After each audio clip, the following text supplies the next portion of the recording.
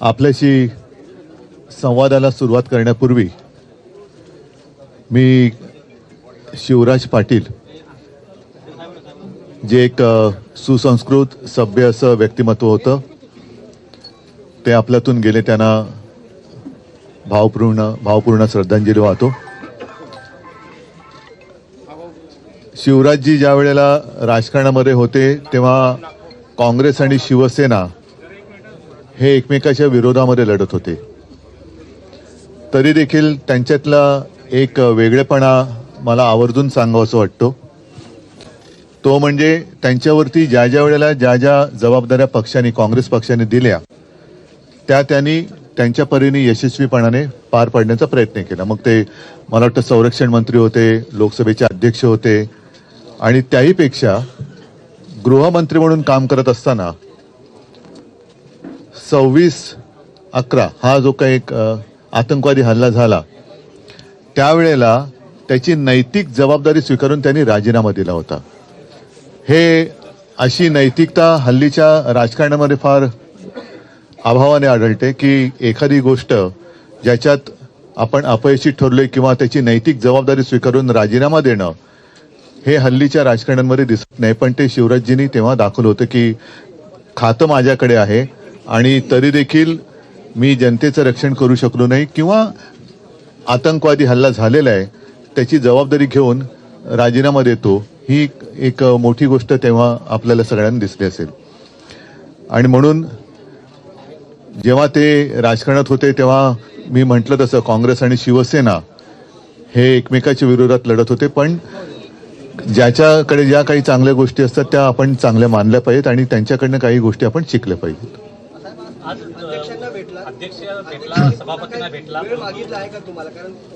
हा, आता काल आपण मला एक प्रश्न विचारला होता किंवा एक बोलताना बोललो होतात आपल्यापैकी कोणतरी की दोन्ही सभागृहाला आता विरोधी पक्ष नेते नाही आहेत. महाराष्ट्राच्या इतिहासामधलं कदाचित हे पहिलं अधिवेशन असं असेल की जिथे दोन्ही सभागृहात विरोधी पक्ष नेता नाहीये.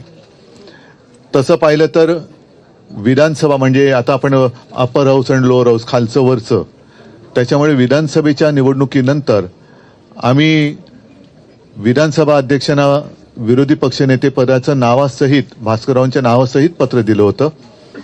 अजूनही त्याच्यावरती निर्णय झालेला नाही. साहजिकच आहे, त्याच्यानंतर विधान परिषदेचं विरोधी पक्षनेतेपद रिकामं झालं, त्याहीबद्दल विरोधी पक्षाकडनं पत्र गेलेलं आहे. काल आपण जे म्हणालात की मुख्यमंत्र्यांचं म्हणणं असं की हा अधिकार हा अध्यक्षांचा आहे, त्यानुसार आम्ही नियमानुसार अध्यक्षांकडे पण जाऊन ही विनंती केली आणि त्याचप्रमाणे माननीय सभापतींकडे सुद्धा जाऊन आम्ही विनंती केली की आता दोन्ही पदं ही रिकामी आहेत, दोन्ही सभागृहाची ही पदं रिकामी आहेत, आपण दोघांनी एकत्रितपणे हा निर्णय ह्या अधिवेशनाच्या, आता उद्या परवाकडे शेवटचा दिवस आहे, आपण जाहीर करावा.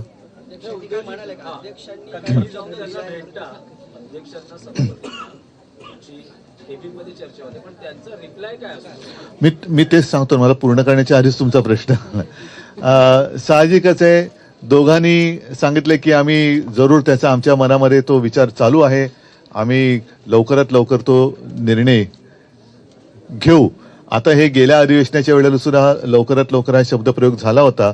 आता किती लवकर तो निर्णय होतोय हे आपल्याला कळेल, कारण आमची तर विनंती किंवा आग्रह असा आहे की हे अधिवेशन संपण्यापूर्वी दोन्ही सभागृहाला विरोधी पक्ष नेते लाभावेत की जेणेकरून विरोधाला विरोध करण्यासाठी नको ते तर आम्ही आजही करतोय, विरोधाला विरोध नाही, पण जनतेचे प्रश्न एक त्यांचा आवाज उठवणं हे आमचंही कर्तव्य आहे. आणि जे कोणी या सभागृहात जनतेकडनं आपले प्रतिनिधी, लोकप्रतिनिधी म्हणून येतात, त्यांचं सगळ्यांचं ते कर्तव्य असतं. विरोधी पक्ष नेत्याला एक दर्जा असतो, एक मान असतो, तो प्रशासकीय अधिकाऱ्यांशी नीट एका अधिकारामध्ये बोलू शकतो, काही माहिती घेऊ शकतो आणि त्यानुसार सभागृहामध्ये आपल्या प्रश्नाची मांडणी तो व्यवस्थितपणाने करू शकतो. आणि म्हणून लोकशाही जिवंत ठेवण्यासाठी या दोन्ही सभागृहात विरोधी पक्ष नेतेपद हे असणं म्हणजे पद आहे, पण त्या पदावरती माणसं नाही आहेत, तर ती नेमणूक लवकरात लवकर व्हावी अशी आमची आग्रहाची मागणी आहे. नाही, आता त्या सगळ्या गोष्टी ते बघतील आणि त्या दोघांनी इच्छा व्यक्त केली की आम्ही हा निर्णय लवकरात लवकर घ्यायचा आमच्या मनात आहे, सगळ्या बाबी आम्ही तपासतो. म्हटलं बघा, पण काही गोष्टी नियमाच्या आडकाठीत म्हणाल तर मी पुन्हा एकदा उपमुख्यमंत्री पदाचा विषय त्यांच्याही कानावर घातलेला आहे की उपमुख्यमंत्री पद हे कोणत्याही संविधानात्मक पदापैकी एक पद नाहीच आहे. त्याच्यामुळे जर समजा याला नियमाची आडकाठी असेल तर उपमुख्यमंत्री पद हे जी बिरुदावली लावली जाते, बिरुद लावलं जातं आणि नको ती लोक ती मिरवतात, ते ताबडतोब रद्द झालं पाहिजे. सत्ताधारी आमदार आणि नेत्यांचं असं म्हणणं होतं की उद्धव ठाकरेंच्या सरकारमध्येही अजित पवार उपमुख्यमंत्री होते, त्यावर पण त्याही वेळेला विरोधी पक्षनेते होतेच. माझं म्हणणं काय असेल, संविधानाची आडकाठी किंवा नियम असेल तर नियम सगळीकडे सारखा असला पाहिजे. तो केवळ विरोधी पक्ष नेत्याला त्या मोजमाप पट्टी लावणार असाल तर उपमुख्यमंत्र्याला लावली पाहिजे, आणि ती मोडून जर उपमुख्यमंत्री करणार असाल तर मग विरोधी पक्ष नेता पद पण केलं पाहिजे.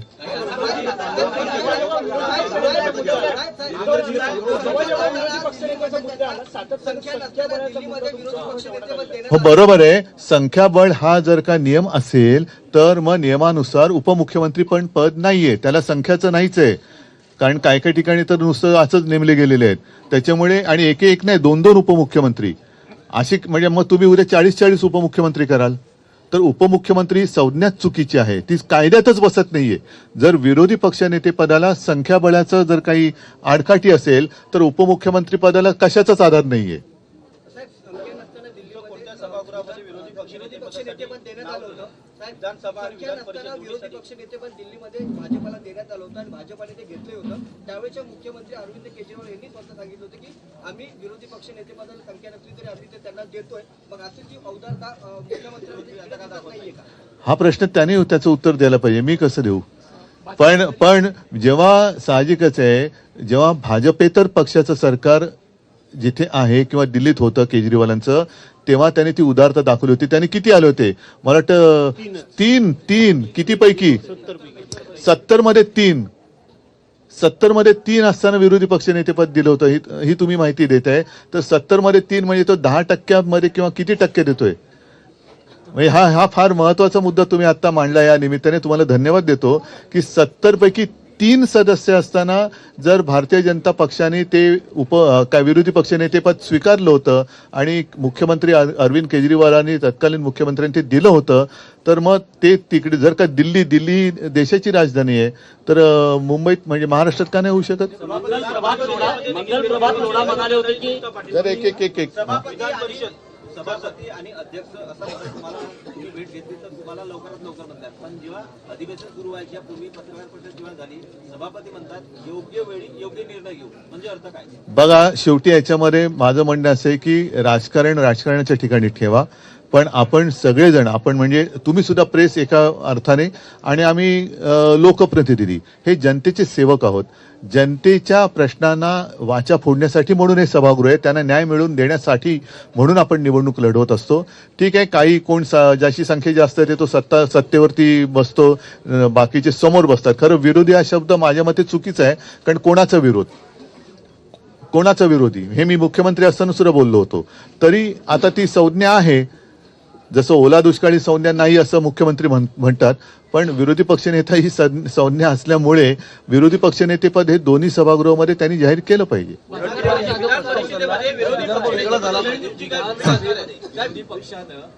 एक मिनिट बोलतो. भास्कर रावांचं नाव दिलं आहे आणि विधान परिषदेचे सतेज हो. पाटील दिलं आहे. अधिवेशन सुरू होताना अशी एक चर्चा सुरू झाली की भाजपने 2 वेगळी नावं, म्हणजे विधानसभेत वडेट्टीवारांचं आणि परिषदेत अनिल परबांचं नाव विरोधकांना सुचवलंय. त्यात कितपत तथ्य नाही. आता जसं काही जण असं म्हणतात मी काय भाषण करायचंय तुम्ही नाही सुचवायचं, तसं विरोधी पक्ष नेते पदाचं नाव कोणी द्यायचं हे सत्ताधारी नाही ठरवणार.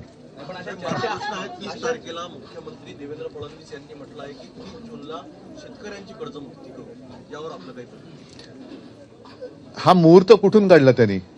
ज्या वेळेला एखादा घाव बसतो तेव्हाच त्याचं औषध उपचार करण्याची गरज असते.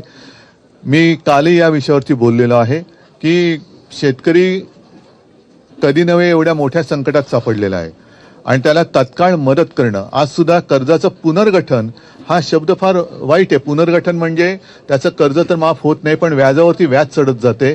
त्याच्या डोक्यावरची टांगती तलवार तशीच आहे. बँकांकडनं कर्ज वसुलीचा तगादा हा लावला जातोच आहे. पुनर्गठन केलं तर काही काळासाठी तो कदाचित थांबेल, पण आता शेतकरी परत नाईलाज म्हणून कामाला लागलाय.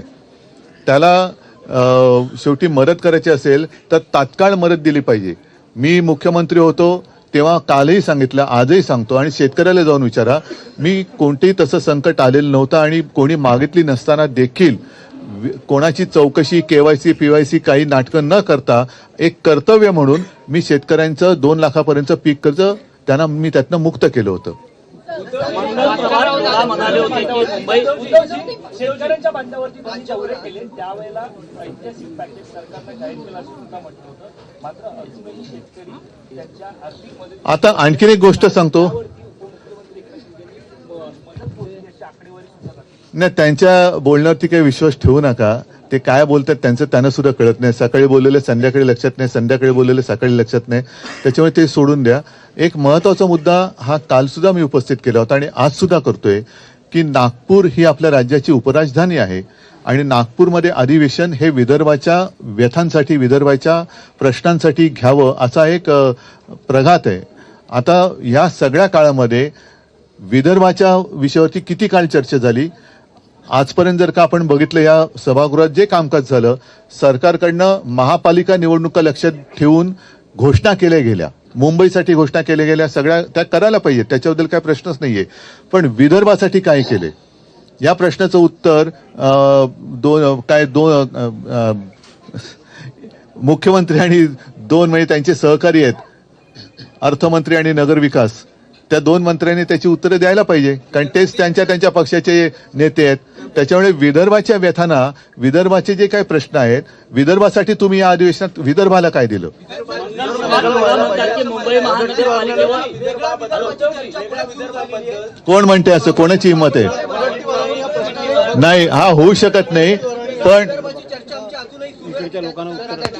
हे देतो तुम्हाला, देतो मी. आता सॉरी, तुम्ही कडवे डावे म्हणून तुमच्याकडे बघितलं नाही मी. एक नाही, त्यांनी आदिवासींचा आणि दलितांचा वेगळा विदर्भ, त्याच्यापेक्षा त्यांनी विदर्भाच्या वेगळ्या विदर्भाची मागणी ही पूर्ण होऊ शकत नाही, कारण विदर्भ हा महाराष्ट्राचा आहे, महाराष्ट्र हा विदर्भाचा आहे. संपूर्ण महाराष्ट्राचे मुख्यमंत्री हे विदर्भातले आहेत. पण आता जे बाळासाहेबांचे विचार सोडले म्हणून त्यांच्या कच्छपी जे लागलेत ते त्याच्याबद्दल काय बोलणार आहेत, त्यांची भूमिका काय आहे. आणि सरकारने आता जाहीर केलं पाहिजे की तुम्ही महाराष्ट्र अखंड ठेवू इच्छिताय की महाराष्ट्राचे तुकडे पाडू इच्छिताय. कारण हा महाराष्ट्राच्या मुळावरती आघात करण्याचा विषय आहे आणि जो कोणी महाराष्ट्र तोडायचा प्रयत्न करेल तो महाराष्ट्राचा नाही. मी तर म्हणेन की त्यांनी आतापर्यंतच्या अधिवेशनामध्ये विदर्भासाठी काय प्रश्न मांडले हे विदर्भाची मागणी करणाऱ्यांनी मागावी. हा, म्हणाले की मुंबई अरे थांब ना त्याने जरा थांब. हा, तुम्ही सर बघितलं तर माध्यमांमध्ये प्रखरपणे विरोधी पक्षनेत्याची भूमिका पार पडताना आपल्याला पाहायला मिळतात, जरी नसले तरी. पण इतर विरोधक जे आहेत ते प्रचंड थंड असलेले पाहायला मिळतात. ते कधी आक्रमक होणार नाही. आता ते मी कसं सांगू शकतो? हा, तुम्ही काय लोढाचं काय म्हणताय? मंगल प्रभात लोढा म्हणाले की मुंबई महानगरपालिकेवर भाजपचा महापौर बसल्याच्या नंतर देवेंद्र फडणवीस मुख्यमंत्री आणि माझी कॉलर टाईट होणार असं मंगल प्रभात लोढा म्हणाले. या विधानाकडे ते बहुतेक टाईट होऊन बोलले असतील, म्हणजे कॉलेज टाईट होऊन बोलले असतील.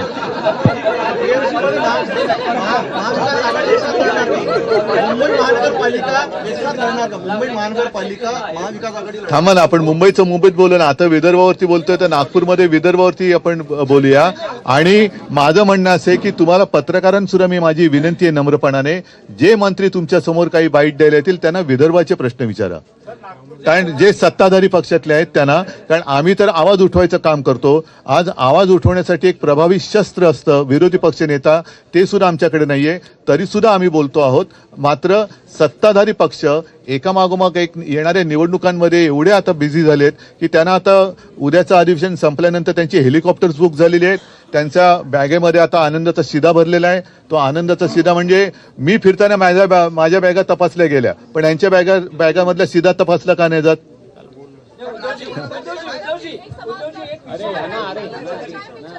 भाजपा चाहती है कि विरोधी पक्ष का नेता शिवसेना से बने, लेकिन शिंदे जी नहीं चाहते कि शिवसेना को पद मिले। इस बीच में महायुति में मतभेद देखा गया। वो उनके आपस की बात है, मैं क्या कर सकता हूँ उसमें। सर लेकिन नहीं जो भी जो नहीं वो ऐसे अगर किसी के दबाव में या काम कर रहे हैं तो फिर क्या सत्ता छोड़ देनी चाहिए उन्होंने।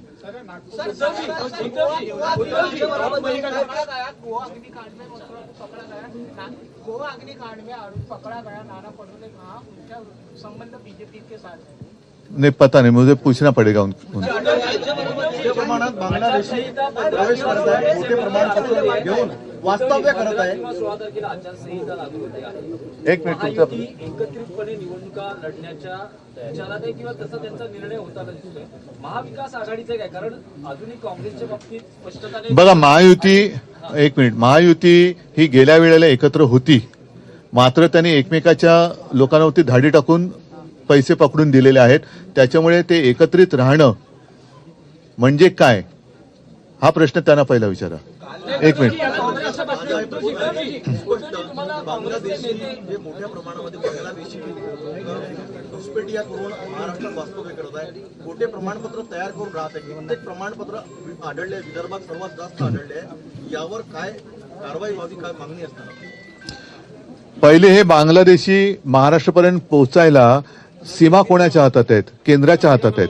केंद्रीय गृहमंत्री कोणाचे आहेत?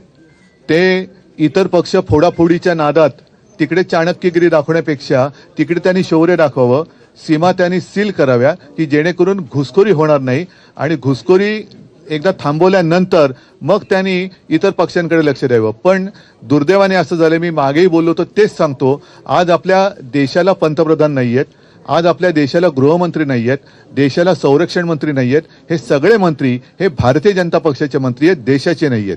कारण त्यांना देशापेक्षा त्यांच्या पक्षाबद्दल जास्त आस्था आणि प्रेम आहे। ते देशाचं रक्षण करण्यापेक्षा भारतीय जनता पक्ष आणि भारतीय जनता पक्षात येणाऱ्या भ्रष्टाचारांचं रक्षण करण्यात जास्त गुंतलेत। महापालिका झाली असली तरी मुंबईमध्ये राष्ट्रवादीच्या नवाब मलिक चर्चेमध्ये असतील तर भाजप सहभागी होणार नाही असं सुद्धा आता म्हणतात नवाब मलिक। ते मुख्यमंत्री ते 106 कोटीचं पण आपण काय, हा काल तुम्ही एक जो मला प्रश्न विचारला होता की मुख्यमंत्री निधीमध्ये ती माहितीच्या अधिकारात कोणाला ते मिळालेल की किती 106 कोटी, 1 अब्ज नाही हो, 1 अब्ज म्हणजे अख्खा 106 कोटी जमा झाले आणि खर्च किती झाला? 75,000। म्हणजे ही एवढी केविलवाणी यांची दानत हे महाराष्ट्राला काय नाही देणार। बाकी निवडणुकीच्या तोंडावरती जे काय सगळं तुमच्याकडनं आणि इतरांकडनं ऐकतोय की आम्हा पैसा वाटला गेला असं मी ऐकलं, आणि आनंदाचा सिरासुरा घेऊन जातानाच्या बॅगा दिसल्या, तर त्याच्यातल्या ते तुम्ही जे वाटतंय, पण शेतकऱ्यांसाठी जी काय मदत म्हणून गोळा केली गेली, मुख्यमंत्री सहायता निधीसाठी म्हणून जी काही झाली पाहिजे, तर मुख्यमंत्री कोणाला सहाय्य करतायत? कोण आहे ते सगळे जे त्यातले जे सगळे लाभार्थी कोण आहेत हे सुद्धा बघायला पाहिजे। आणि 106 कोटीमधले फक्त तुम्ही 75,000 रुपये वाटताय, ही सगळी थट्टा चाललेली आहे, आणि यांना नुसती सत्ता उपभोगायची आहे, जनतेचं कल्याण यांच्याकडनं होईल असं मला काय वाटत नाही। TV9 मराठी, एकमेव